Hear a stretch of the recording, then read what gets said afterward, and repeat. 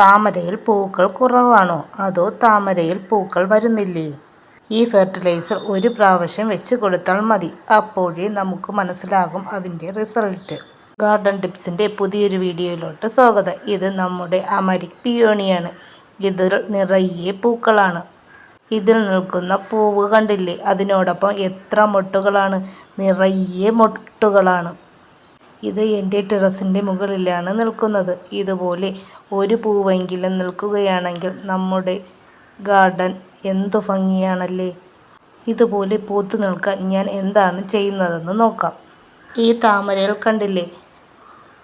ഒരു പൂവ് വിടർന്നു നിൽക്കുന്നു, മറ്റൊരു പൂവ് വിടരാൻ തയ്യാറായി വരുന്നു. പലതരത്തിലുള്ള മൊട്ടുകളാണ്. അപ്പോൾ ഒന്ന് വിരിഞ്ഞ് പൊഴിയുമ്പോഴേക്കും അടുത്ത പൂക്കൾ വീണ്ടും പൂക്കും.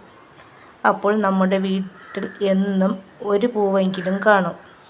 ഇതും വിരിയാറായി നിൽക്കുകയാണ്.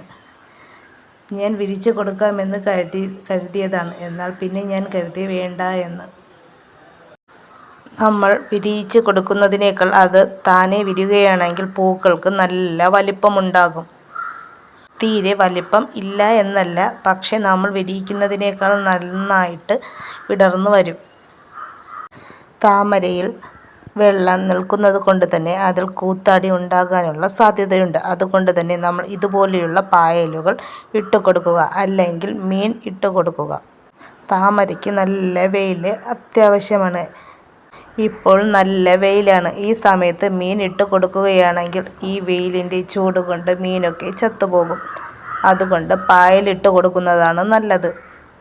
താമരയായാലും ആമ്പലായാലും പോട്ടിൽ കിടക്കുന്ന ഇതുപോലെയുള്ള ചീത്തയായ ഇലകളും പായലുമൊക്കെ നീക്കം ചെയ്യുക. പായലുകൾ പോട്ടിൽ നിറയെ ആകുമ്പോൾ അത് കുറച്ചിട്ടതിന് ശേഷം മാത്രം ബാക്കിയൊക്കെ നീക്കം ചെയ്യുക. കുറച്ച് ദിവസം കൊണ്ട് തന്നെ പോട്ട് വീണ്ടും നിറയും. അതിനനുസരിച്ച് നമ്മൾ മാറ്റിക്കൊടുക്കുക. എങ്കിലേ അതിൻ്റെ ചുവട്ടിൽ വെയിലൊക്കെ കിട്ടുകയുള്ളൂ.